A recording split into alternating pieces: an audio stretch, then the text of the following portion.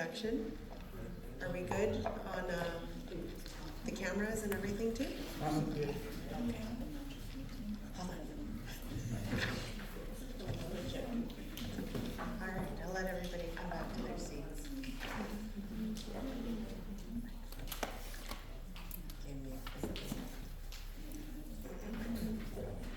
All right.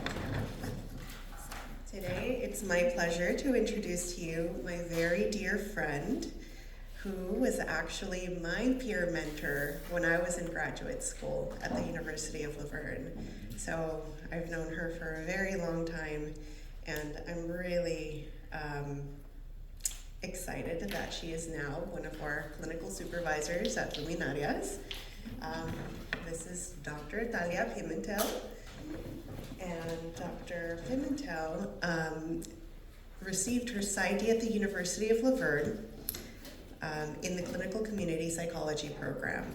She is now a licensed psychologist working in chronic pain, brain injury, and PTSD rehabilitation. Prior to this, Dr. Pimentel worked under the supervision of Dr. Cardenas, or Dr. C as you all know him, at Cardenas Psychological Services, where she provides psychotherapy to children, adolescents, and adults. Dr. Pimentel has also additional experience in providing cognitive, psychological, and neurological assessments to children, adolescents, and adults, and has implemented behavioral interventions for children on the autism spectrum, as well as early intervention for children ages 0 to 3 with developmental delays. Dr. Pimentel values a focus on diversity and cultural appropriate interventions, and she is passionate about implementing evidence-based treatments. Please give her a round of applause. Your mic is on? I think it's on. Can everybody hear? Yeah. Okay, wonderful. So, there you go. Okay, thank you so much for that introduction. Yes, so I worked under Dr. Cardenas' supervision for some time, and that was great. I got to see some clients in the area. And so today I'm going to be presenting on the on parenting. So we've emphasized, since the other training that we did in September, October, the importance of involving the parent in the treatment of your clients. And so, really, if you're gonna work with children and adolescents, then you have to know that you're working with their parents as well, right? There's no other way around it. And so it's very important to be able to help these parents deal with some of the issues that the parents, that they're dealing with, because of the different diagnoses that their kids may have. And given, the information that we learned in the previous presentation, and all the different issues that adolescents may experience, then it's very important to get the parents involved and to also be able to teach them some techniques to be able to better manage their behaviors. So that's what we'll be discussing. And so I just want to give an overview of what I'll be presenting. So first, I want to define parenting, because we all kind of use that word, but what does it really mean? I'm going to go into just how parenting begins in the womb. So really, the different learning and neuroscience just begins when the baby's still in the womb, okay? And we're now understand that based on some of the research that exists in neuroscience. So understanding the neuroscience of good parenting, the crucial role of attachment, parenting styles, the positive discipline of Rudolf Dreikurs. So I'll provide some practical techniques after learning about some of the research. And then promoting positive parent-child relationships, and then empowering parents, okay?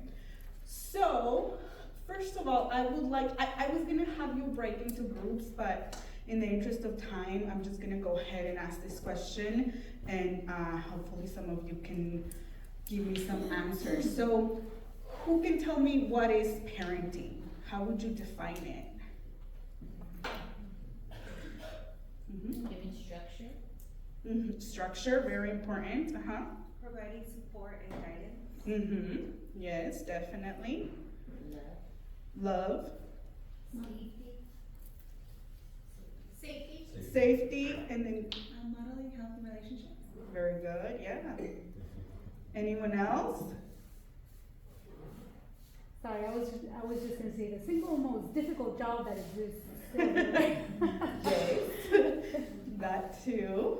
Over there. Helping establish values. Okay, good. They're all very good answers. And then what the role of a parent is in parenting, and sometimes it doesn't have to be the biological parent, you know, it could be someone else in the family who is taking up that role, right? But I want to show you some of the definitions that are out there. So parenting is the process of raising and nurturing a child, including providing for their physical, emotional, social, and intellectual needs. It involves the actions, behaviors, and decisions made by parents or caregivers to ensure the well-being and development of the children. Parenting encompasses a wide range of activities such as providing love and affection, setting boundaries and rules, teaching life skills, guiding and disciplining, and being a positive role model. It is a lifelong commitment that involves fostering a strong and healthy relationship with the child and helping them grow into responsible, independent, and well-rounded individuals. Parenting is the job of providing nurturing care throughout childhood, preparing children to live in society, form relationships, learn, work, and thrive. And parenting practices around the world share three major goals: ensuring children's health and safety, preparing children for life as productive adults, and transmitting cultural values. A high-quality parent-child relationship is critical for healthy development. Okay. And so again, like I mentioned before, parenting begins in the womb. So the foundation of child's future begins to be shaped in the womb. The fetus is an active participant in its own growth, responding to maternal cues and environmental influences. Critical aspects of prenatal parenting are the maternal health. Mother's lifestyles, choices such as nutrition, stress levels, and substance use can profoundly influence fetal development. By prioritizing self-care and adopting healthy habits, mothers lay the groundwork for their child's well-being even before birth. And so we talk a lot about the role of the mother, but their fathers are also important. There are studies now that also tell us that fathers' substance abuse can also affect through the sperm, the development of the child.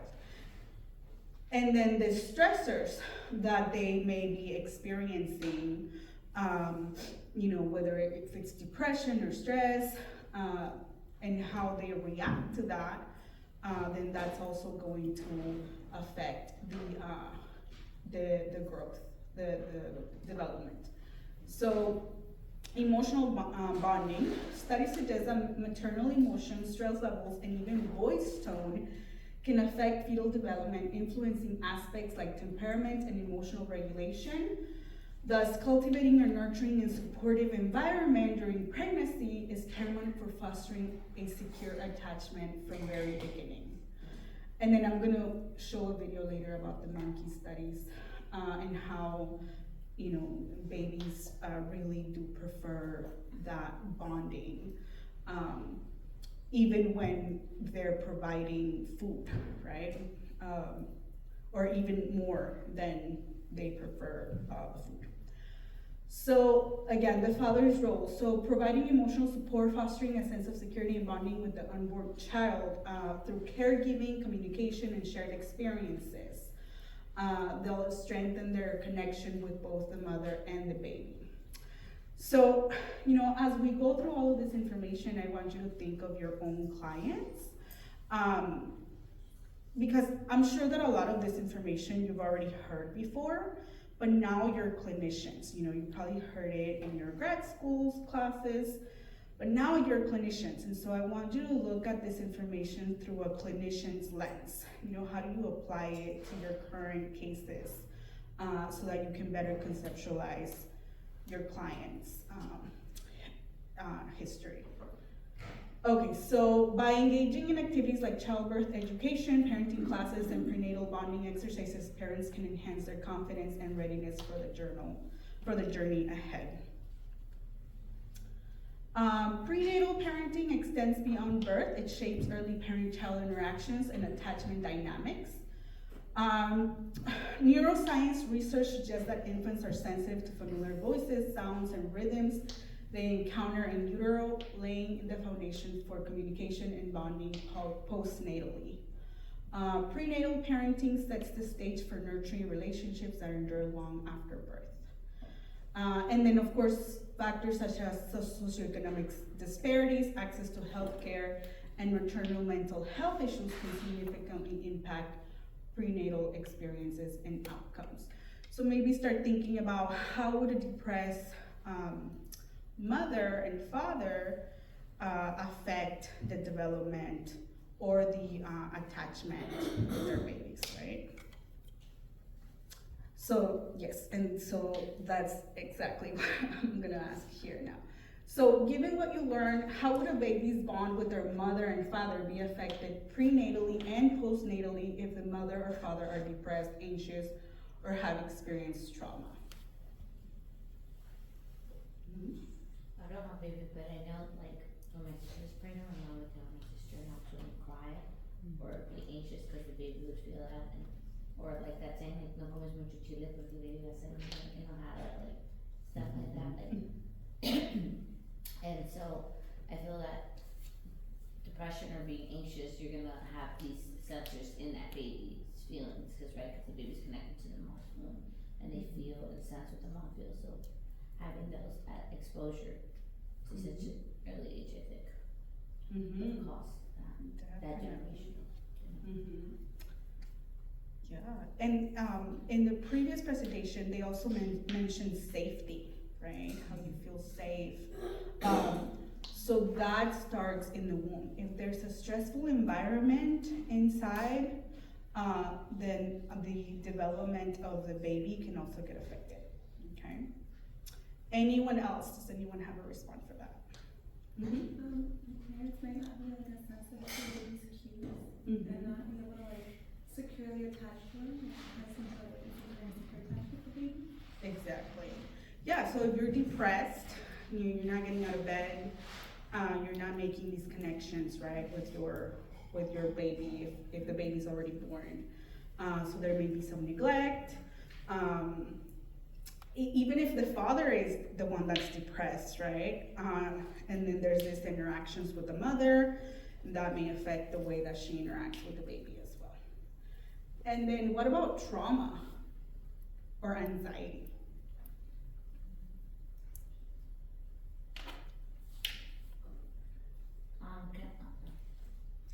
Let's go in the back first. Increased chances for either parents to develop postpartum. Yeah, definitely. I was gonna say, miscarriage, and like if trauma happens or something like very dramatic happens, the mom could have miscarriage. Yeah, and if, another thing that if they're very anxious, if the mom is very anxious when the baby's born, well, what does that mean? Fear of something happening to the baby, how she interacts, how she allows others to come and be part of the baby's lives, because they're so worried that, oh, there's people around him, they're gonna get him sick, or I can't take him out of the house, right? So all of that plays a very significant role in how you relate to the baby. Okay, so the neuroplasticity is very important, right? Babies, we all have neuroplasticity, but of course, the younger you are, the more that your brain is able to change and regenerate So from infancy through adulthood, parenting interactions sculpt neural circuits influencing a child's cognitive, emotional, and social development. Central to effective parenting is the formation of secure attachment bonds between parent and child. And research in neuroscience has revealed that nurturing caregiving behaviors such as responsive communication and affectionate touch stimulate the release of oxytocin, a hormone associated with bonding in both the parent and the child.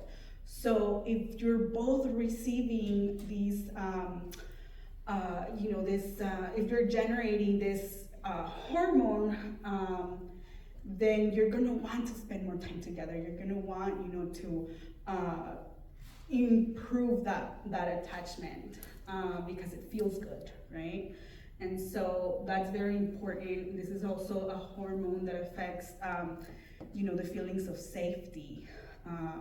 So feeling safe around your parents or the caregiver is gonna be very important. Okay, so, and so these positive interactions shape the development of brain regions involved in emotional regulation and social connection, laying the foundation for healthy relationships throughout life. So if you feel safe, if you feel secure and confident that there's an adult that's taking care of you and that's protecting you, that's actually gonna help you be able to have trust in others and be able to develop healthy relationships in the future.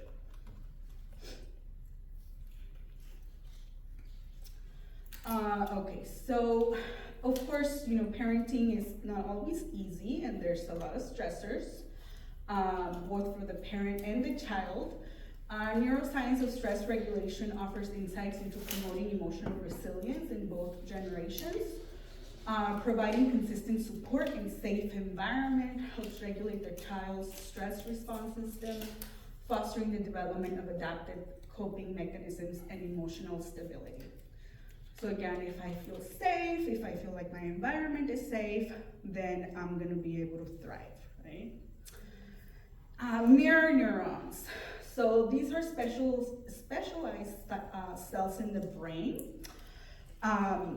They found those while they were making studies with monkeys, and then they weren't even studying that, they were studying something else, and then they noticed that when they were connected through electrodes, there were these cells that would light up whenever the monkey saw another monkey doing a certain behavior. So they were learning from them, okay? So we are really connected, as human beings through these mirror neurons. Mirror neurons are actually one of the main issues associated with autism. Children with autism seem to have mirror neurons that are not working very well. And so that's why they have a hard time with social cues and socializing and empathy and all of that. And so these neurons allow individuals to mimic and internalize the actions, emotions, and intentions of others. As such, parents serve as powerful role models whose actions shape their child's neural wiring, influencing everything from empathy and compassion to problem-solving skills and self-regulation. And Hill was just talking about her daughter and how her daughter is learning from her, and how she celebrates her birthday. Now she wants to do it for her as well. So that's mirror neurons working, okay? She's learning from you, she's, following your example and just that modeling behavior, And so if the parent is doing something completely different that maybe we would assess as negative, well, the child is also learning from that, right? So, and then just how they respond to stress, for example, right? The child is learning from them as well. So children learn not only through direct instruction, but also by observing and imitating the behaviors of their parents. Effective communication is essential for fostering a strong parent-child bond and promoting language development. Neuroscience research emphasizes the importance of responsive communication, wherein parents attentively engage with their child's cues, gestures, and vocalizations. So, remembering that children communicate not just through verbal language, but also through other types of language. These interactions stimulate neural networks involved in language acquisition and comprehension, setting the stage for robust linguistic skills in the child. And then empathy, ability to understand and share another person's feelings. Neuroscience reveals that empathy emerges from complex interactions between brain regions responsible for emotional processing, perspective taking, and cognitive empathy. Mirror neurons are very, very involved in this process. So by fostering empathetic connections through compassionate caregiving and perspective sharing, parents cultivate a child's capacity for understanding, cooperation, and social harmony. So effective discipline. So it's rooted in the development of self-regulation. So if a parent has a hard time self-regulating because their child is crying or is misbehaving, and the parent's so stressed with everything, work and school, and they have other kids, how are their interactions going to be? They may even develop resentment towards the child, right? Because a lot of the times it's perceived as like they're doing it on purpose, instead of like understanding what really is going on with the kid. So neuroscientific studies underscore the importance of nurturing executive functionings such as inhibition, working memory, and cognitive flexibility, in promoting self-control and decision-making skills. Through consistent empathetic discipline practices, parents support the maturation of these neural circuits, empowering their child to navigate challenges with resilience and integrity. Okay, and maybe you can think about some of your clients, and I think I have this question later on, so I'll just wait. So the crucial role of attachment. I'm sure everyone here has studied attachment in your programs, and hopefully you're already using these concepts to conceptualize your clients. But if not, we're here to review that so that you can continue to do that, because it's going to be very important so that you can continue to work in involving the parents, and also assessing what's going on at home, how's the attachment like, that's really preventing these clients to improve on their symptoms, right? So the neural mechanisms underlying attachment lays the groundwork for fostering healthy parent-child relationships and promoting optimal development outcomes. Neuroimaging techniques have shed light on the intricate neural circuits involving parental behaviors, emotional regulation, and bonding. So from the release of oxytocin, often referred to as the love hormone, to the activation of reward pathways in the brain, neuroscience offers valuable insights in the biological basis of caregiving. So attachment is considered the heart of good parenting, and it's defined by it's a deep emotional bond between the child and the primary caregiver, typically the mother or the father, but not necessarily. And so attachment theory, which was pioneered by John Bowlby and later expanded by Mary Ainsworth, posits that secure attachment forms the foundation of healthy social emotional development. So I want to show you this video because I'm sure that you've maybe watched it before, but it's a good reminder of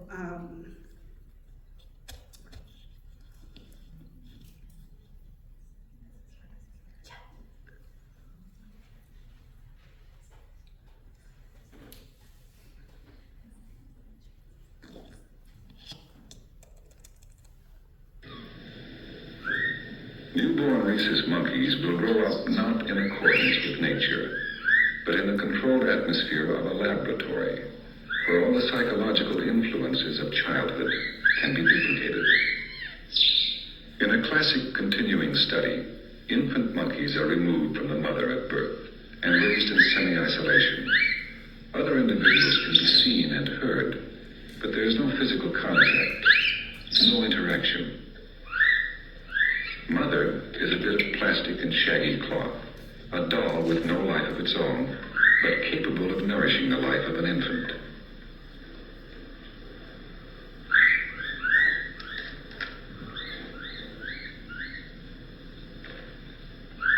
The monkey will come to depend upon this doll to satisfy basic necessities of life. Not only nourishment, but a deeper psychological need for comfort and security. In primate infants, there is an instinctive need to cling to another body, soft and warm. Food or security, which is motherhood's stronger appeal? Alongside a warm, familiar mother of cloth is a stark wire doll set up as nothing more than a feeding machine.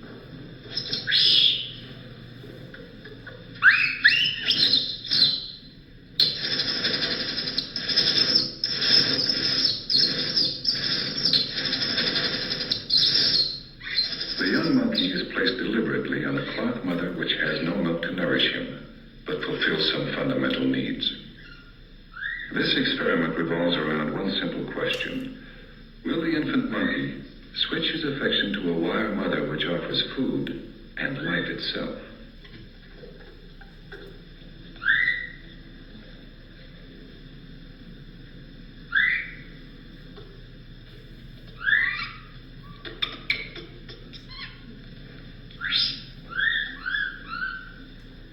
Only when forced by hunger does he loosen his grip and begin to yield to nature's most powerful internal drive. From the wire mother, he derives one thing: nourishment. No warmth, no comfort, no feeling of security.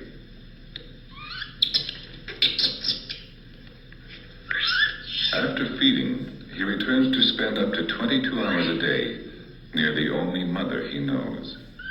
From this inanimate object, the infant derives all the security and mother love he needs. He can, if also exposed early to other young, grow into a normal, well-adjusted adult. Okay. In a classic continuum, I'm not sure if they would allow those types of studies anymore. But they did in the past, so now we have that.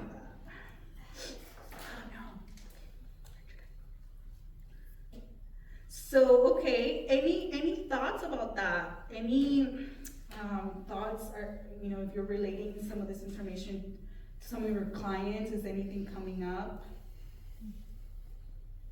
Anyone?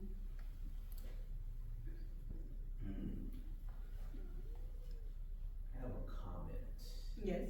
So I think it's just interesting, in general, we don't realize how necessary comfort is, especially with us Latino, sometimes you comfort, because for some of us, culturally, because see it as a simple weakness, but it's like, no, it's more than meets the eye, type of thing. Yeah, well, and especially when it comes to males, right? Yes. That they may see that as being weak. But then there's also the males that have such a bond with their kids and they experience it as, something so great. And so also allowing men to be able to do that, right? Yeah. Okay, so where was I?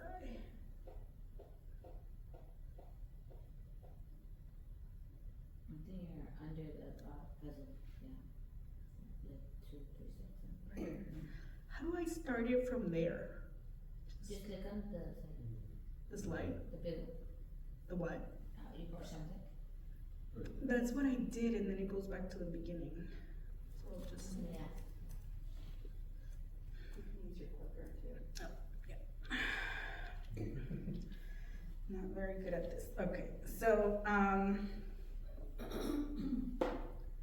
Okay, so then there's several brain regions associated with the maintenance of attachment. So the amygdala is one of them.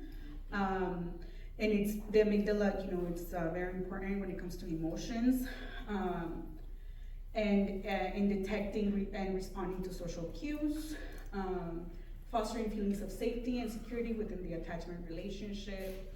And then the prefrontal cortex, it's responsible for executive functions such as decision-making and empathy, and it modulates the regulation of emotions and social behaviors within the context of attachment. So early experiences, particularly during infancy and early childhood, have a profound impact on developing brain's architecture and functioning. Secure attachment promotes the healthy development of neural pathways involved in emotional regulation, stress response, and social cognition. And insecure attachment or early trauma can disrupt these neural circuits, predisposing individuals to difficulties in interpersonal relationships and emotional regulation later in life. So that's why, we see a lot of children who did not develop a secure attachment later in life just struggling, right, with relationships, with keeping a job, all of those things, because they never learn to keep a safe relationship or to feel safe in relationships and to trust others. So how can you have a trusting relationship when you never learn that or you never experience that, right? So we see a lot of that with like inconsistent parenting, parents that, come and go. And we see that a lot in our population, since we have a lot of divorce and parents that may not be involved with the child, right? And then they expect to come back and have, this strong relationship with them. Well, that's not gonna happen, because that bond is supposed to be developed from childhood. So what are the determinants of secure attachment? Well, parental sensitivity, the ability of caregivers to recognize and respond appropriately to their child's needs. Sensitive caregiving fosters neuroplasticity, the brain's capacity to reorganize and adapt in response to experiences. And through attuned interactions and emotional attunement, parents shape their child's neural development, laying the foundation for resilience and emotional well-being. And then there's, of course, genetic predispositions. And so it's kind of like the chicken and the egg thing, like, is it genetic, is it environmental? Well, now we know that it's both, right? They're both, they both affect attachment. But definitely genetic factors will contribute, especially when it comes to temperament and emotional regulation. And then environmental factors such as parenting style, family dynamics, and socioeconomic status plays a significant role in modulating neural development and attachment outcomes. Okay, so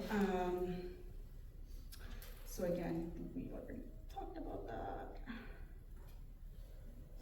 Okay, so I want to go into parenting styles, and I'm sure that most of you have heard about this before, but again, I want you all to look at it now from a clinical lens. Sometimes, when we learn about it, since we don't have clients, we can't really, implement it or put it into practice. And so when we finally start doing clinical work, we're able to, really use all of these concepts, right? So who here can tell me a little bit about the different parenting styles? Mm-hmm. Authoritative, passive, strict, non-strict parent. Mm-hmm. Yeah, those are not the exact names for them, but pretty much that's what they are. Mm-hmm. It's authoritative, authoritarian, and the third one just left me.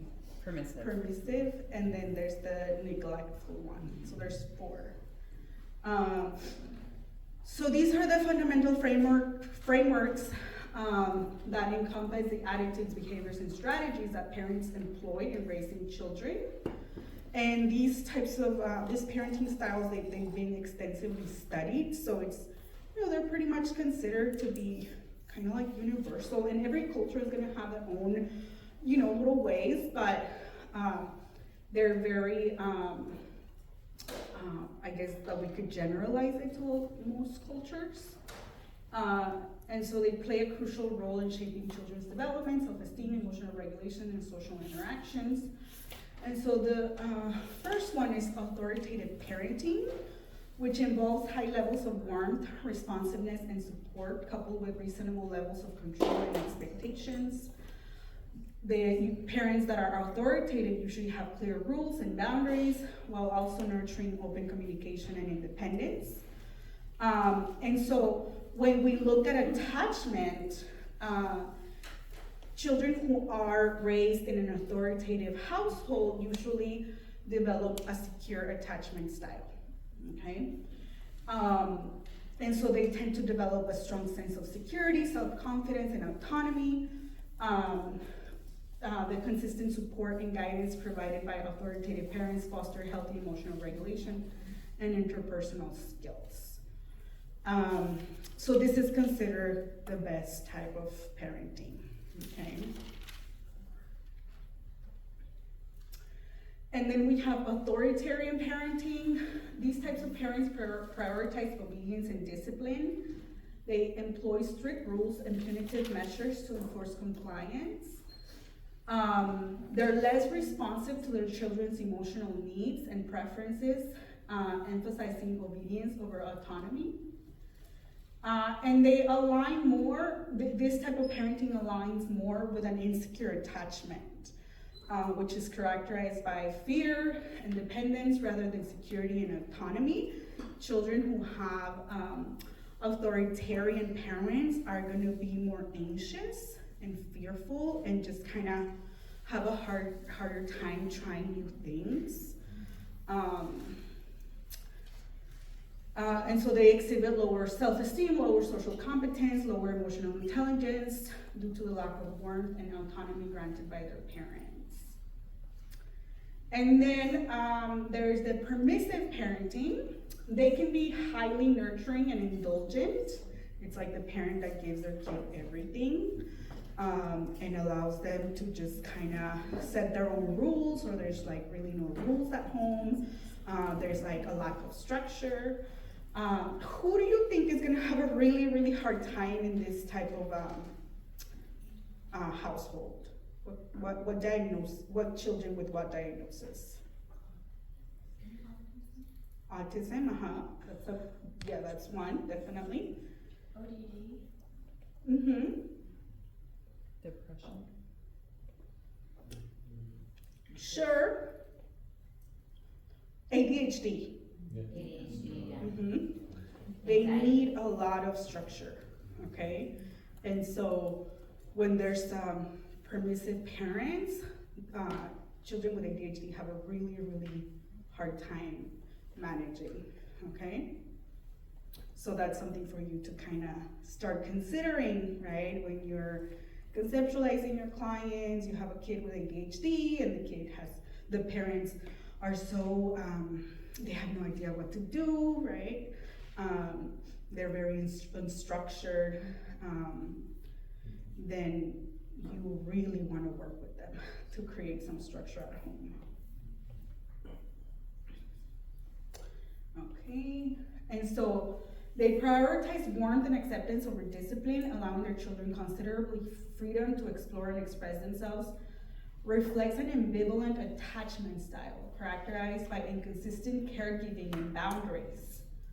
While they may feel loved and accepted, they may struggle with self-discipline, boundaries, and decision-making skills, potentially leading to difficulties in school and relationships. Okay, and then the uninvolved or neglectful parenting. These parents have low levels of both responsiveness and demandingness. They often neglect their children's physical and emotional needs, They're emotionally distant, preoccupied, or absent from their children's lives. They provide minimal guidance or support. And this type of parenting is associated with a disorganized or avoidant attachment style. They lack trust and emotional security. They struggle with feelings of abandonment. They have low self-worth and difficulties forming healthy relationships as their emotional needs remain unmet. So maybe depressed children, right? Trauma. So while authoritative parenting tends to promote optimal outcomes, fostering secure attachment and healthy autonomy in other styles may lead to varying degrees of insecurity, dependence, or emotional distress. Understanding these psychological dynamics empowers parents to reflect on their own parenting practices and make informed decisions that support their children's growth. So maybe also referring these parents to get their own therapy, right? Like that's another way that you can help. And sometimes these parents need that to be pointed out, right?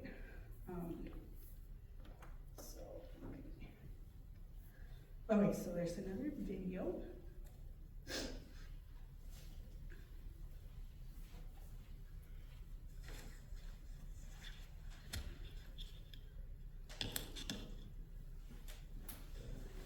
This experiment, which I watched through a two-way mirror, is designed to gauge how secure is the crucial relationship between mother and child. This bunny is going to go here, and that bunny will be on top. The value of the test has been established in studies that would watch a child, 1-year-old, and then follow it up and interview them about their relationships to their parents when they were 21 years old. So we're quite confident in the long-term significance of this relationship. Here, that's here. After several minutes play, the mother is signaled to leave the room. Sweetie, I'll be back in 1 minute, okay? I'll get you back in 1 minute.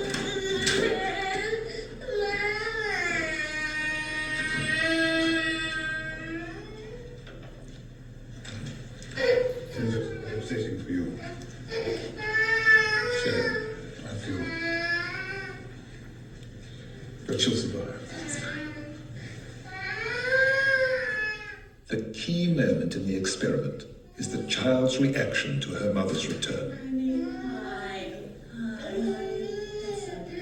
The important clue is whether the baby's able to become calmed down by the contact with the mother, get back to play. Sometimes it takes a couple of minutes. But you see, when the mother was out, she was only interested in the mother, no interest in the toys. Now she has a contact with the mother, she's beginning to show a little interest in the environment, and shortly she'll be right back with the toys where we started. So you would call this a secure one? Yes, yes. She's certainly much heavier. Goes to the door following her. Now, we sent the mother right back in. Now, the point here is not to distress the baby. We're just trying to challenge it. The baby puts her hands to her face, a sad expression, puts her face down. When she picks her up, she keeps her head down, her arms out, and then she sits in the chair holding the baby. The baby's still sullen. He's low-keyed. So you would call this insecure? Yes, insecure. He's avoidant. He's not engaging her, and it's not the reunion's not effective. And it's important to remember here that the thing that upset him was her absence. Her return should be the solution to his problem. Now this is another pattern that we see in babies who are not good at using their mother as a secure base at home. This baby is also insecure. But you'll see, we got a look at his play before the separation. The mother's left. And when she returns, she picks him up. He can't calm down. He's still upset. She offers a toy to amuse him or to comfort him or to distract him, and he slaps it away. She offers another. He slaps it away. He's angry. We call these babies resistant or ambivalent because they both want her back, and yet can't use the contact. We think that the difficulty is that in the past, when he sought comfort, she's been inconsistent as to whether she's available and responsive or not. Right now, you're in cuckoo land, the pair of you.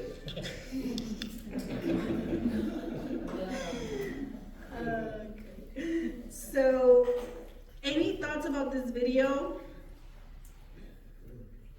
That was interesting, the last part, how the baby, wanted the comfort, but wasn't willing to accept the comfort and be resistant. And the shocking part was, being that the mom was probably inconsistent. Maybe the mom didn't know she was being inconsistent. Right, so what kind of moms, given your clients and your experiences, what kind of moms would create this kind of, or dads, I need to remember to say that, would create this kind of attachment? Depressed, bipolar. Yeah. Psychotic, right? I mean, and you all know that too now because you went through the ACEs training, right? Now, emotionally, or parents with an emotional illness will have these issues, and it just kind of like continues generation to generation, right? And then also parents who are using substances, right? They're not there, they're not present. What if the parent is present and they're very too much, like, involved in the child's life, like, those parents that are overly involved? The helicopter parents? He's a helicopter parent, yeah. And then the child still reacts like this with them, like, loose. I mean, it's probably still an insecure type of attachment, because it just kind of depends on how involved, because they can be involved, parents can be involved in more of an authoritarian parents are very involved. They're very strict, they don't let you explore, like you need to sit here and not move, and you have to follow all these rules, right? But they're not, they don't have this like nurturing sense, right? So, the attachment is still gonna be like an insecure type of attachment, because they're not providing the nurturing aspect of it. So it just kind of depends, like if you're a helicopter parent. It gives everything. Yeah. They give everything and they're like always on top of their child, trying to. But are they providing nurturing? Are they providing warmth? Or are they just like trying to control everything, right? Yeah. So it's like also the nurturing aspect of it that matters. Because again, you can be very involved, but it's more because you have a sense of like having to control everything, and not necessarily because you're providing that like nurturing, right? Okay, so I wanted to do this activity, but again, I'll just ask the question and then whoever has something can respond. So I would like you to think of one client that exhibits at least one of these parenting and attachment styles. Who can come up with that? Who has maybe a client in their mind that came up while going through this information? Anyone? I don't have a client, but I have my niece that came up. And Your niece? My niece. Mm-hmm. And my sister's very, she's passive, like very permissive Mm-hmm. when it comes to my niece. Like I always talk to her like about boundaries. My niece has, she's right on the scale of autism and not. She has ADHD. My therapist has tried to say that she might have been depressed. My sister doesn't hit my niece, but she's very much involved and like loving, but I also see my sister be depressed before. My sister, like, as a kid, she had a lot of issues. And then I see the patterns, like where my sister tries to give my niece everything that she didn't have, like birthday parties, like gifts, like kitchens, like Christmas, like.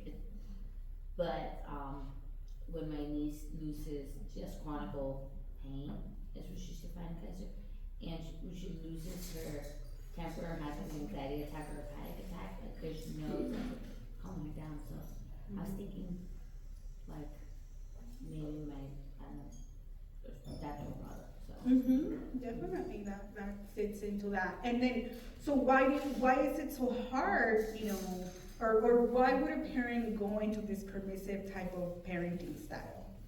I mean, you already mentioned a lot of things, like she has chronic pain, you know, she's depressed, like it's difficult, right, to provide that structure. It's a lot easier to just say, okay, I'll buy you everything to keep you happy, but, you know, I can't provide structure, I can't provide rules, because providing rules it's like a task that you have, you know, it takes more effort. I mean, that's why we also see physical discipline still happening, right? Because physical discipline is easy, like, okay, you know, nalgada or chancla or whatever, you know.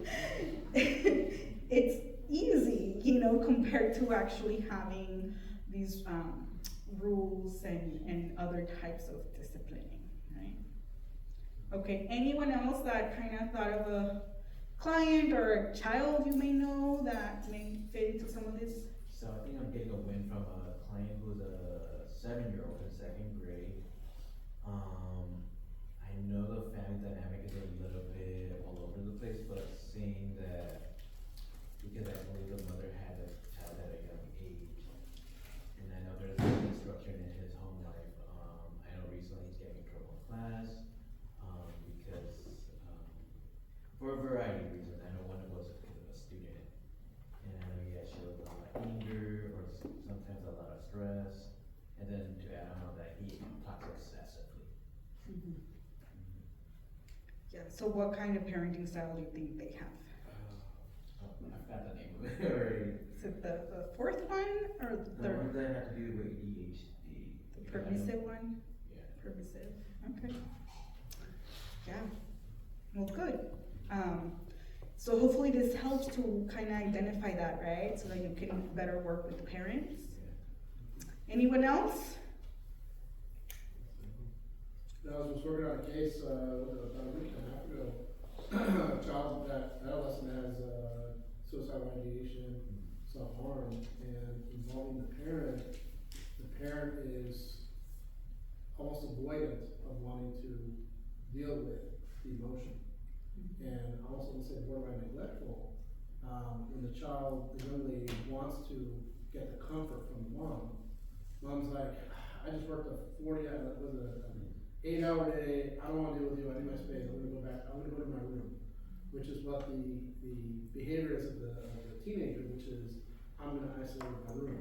And just, you know, because I'm dealing with my depression, and mom deals with her stuff by going to her room. And so I would say that borderline probably a little bit neglectful and avoided. And learning by modeling, right? Through modeling from her mom how to respond to depression, how to respond to all these issues, right? By just withdrawing and avoiding. I think it's important to say I've had clients that are living in 2 homes where you have one parent that has one style, another parent that has another style, and then the parents are still kind of trying to learn what their co-parenting style is. So you have the adolescent looking at, well, dad is this style. He's super laid back. I get to be on YouTube all day. I can do my homework whenever I want. And then when he's at mom's house, mom is the helicopter parent, and she's like, you know, look, I gotta work. This is what you gotta do. If you don't do this, this is what happens. So what I've noticed with this, there is one client in particular that Eddie and I have been talking about, is that he is, as an 8th grader, he's starting to be in like risky situations and placing himself where being independent, where he was with dad at dad's house in another country, and now being here with mom, who is the helicopter parent, and trying to find his balance in between all this. So when I see the parenting styles, it comes to mind that what about the individuals that are living in 2 homes, and then having to also be stressed about, well, I gotta be one person when I'm here, I gotta be another person when I'm here, and then look at them. You know, I have a lot of the clients that say like, "Oh, my parents can't even get it together." Mm-hmm. I just wanted to bring that up because It's important. the parenting styles that we see here seem to be for a home that is intact. Mm-hmm. Yeah, definitely. And there's just so many more factors that we need to consider, especially when there's divorce, right, or separation. Yeah, and then when there's like this unwillingness to work together as well, right? Because it doesn't have to be that hard, but if there's just no contact or just no really that openness, then it's gonna be hard.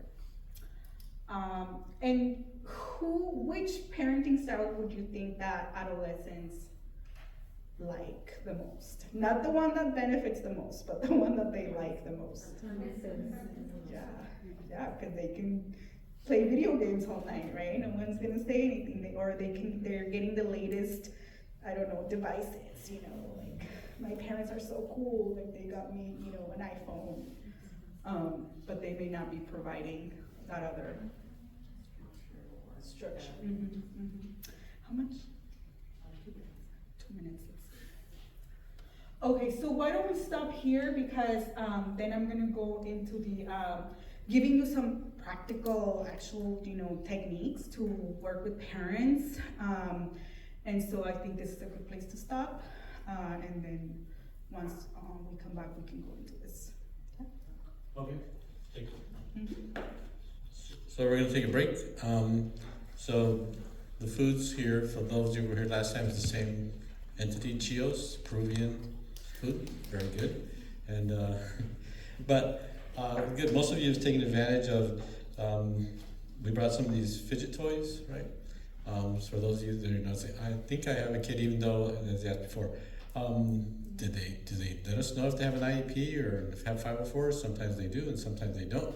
Or sometimes we figure it out. It's like, this kid needs to get evaluated, right? This kid is showing signs of ADHD, right? For whatever degree, right? And so these things are there, and so we do have these. For those of you before, we have printed these out when a toy is more than just a toy, right? So that sometimes people need to hear it officially, so they realize that the kid's not just being, what happens with those that I supervised? What happens with ODD, opposition to defiant disorder diagnosis? You don't want to do anything. Yeah, but when they have that diagnosis, what do we do?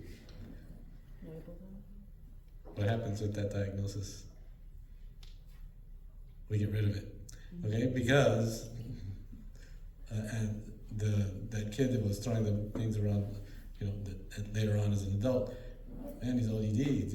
We can't work with him. It's like, no, he's depressed, right?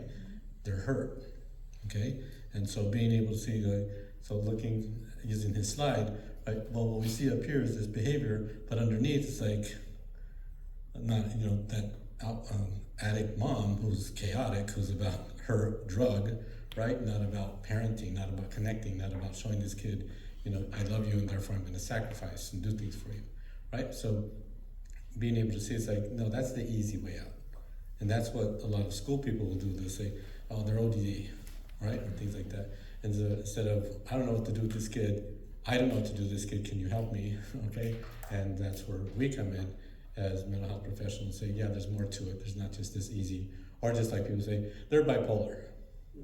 All right, we'll say they're labile. Yeah, we do have clients that are very labile. We'll back and forth, right? They shift from one emotion to the other. We even have therapists that are very labile, that they learn to regulate their emotions, right?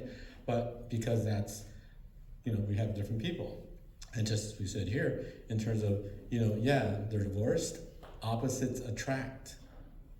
So now there's one style and the other style, but if they're able to be together and be healthy enough, they balance each other out and they learn from each other and they, you know, do that. And besides the fact that, yes, when we have kids that are single parent, right, and that, the data is that 10% of the time they're able to co-parent, 90% of the time they're not.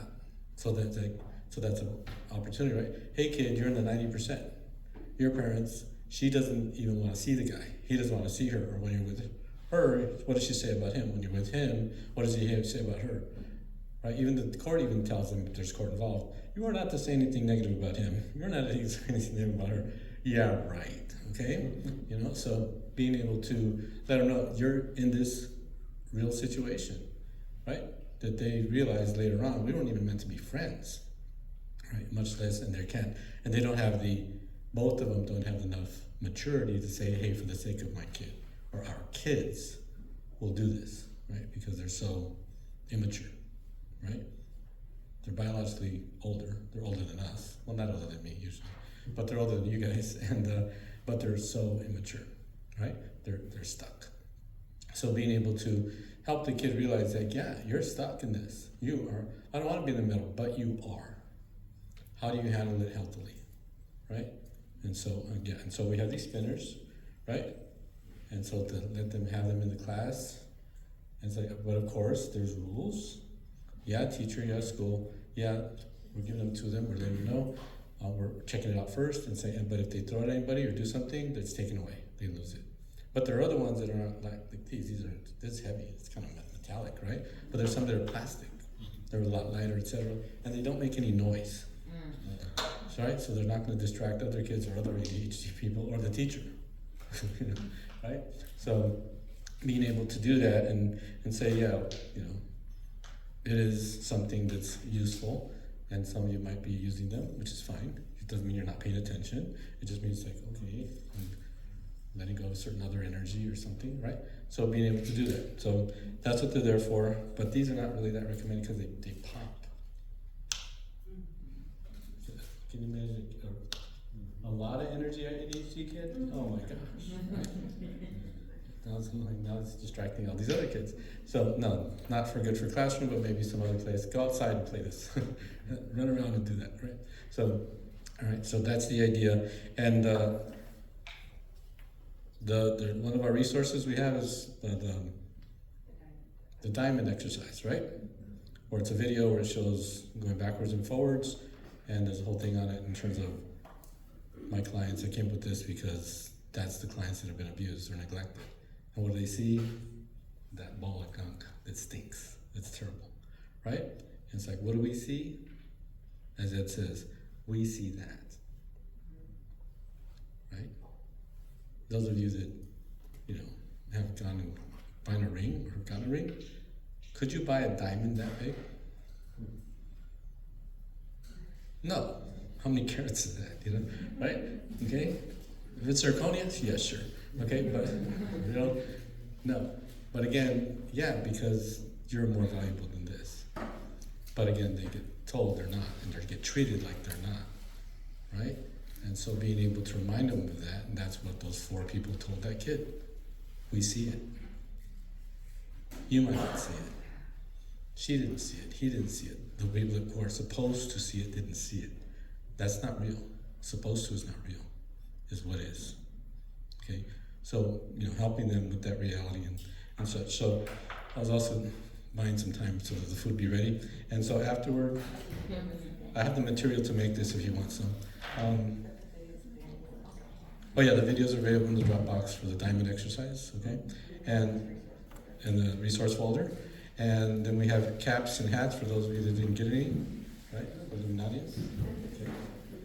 Some of you guys baseball cap for the visor for the summertime, or usual California weather where we have sun and not rain and rain and rain, like we're in Oregon or Washington.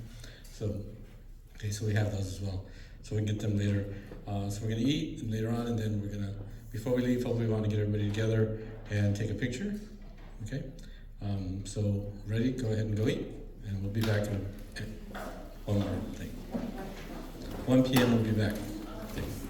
All right, continue with Dr. P.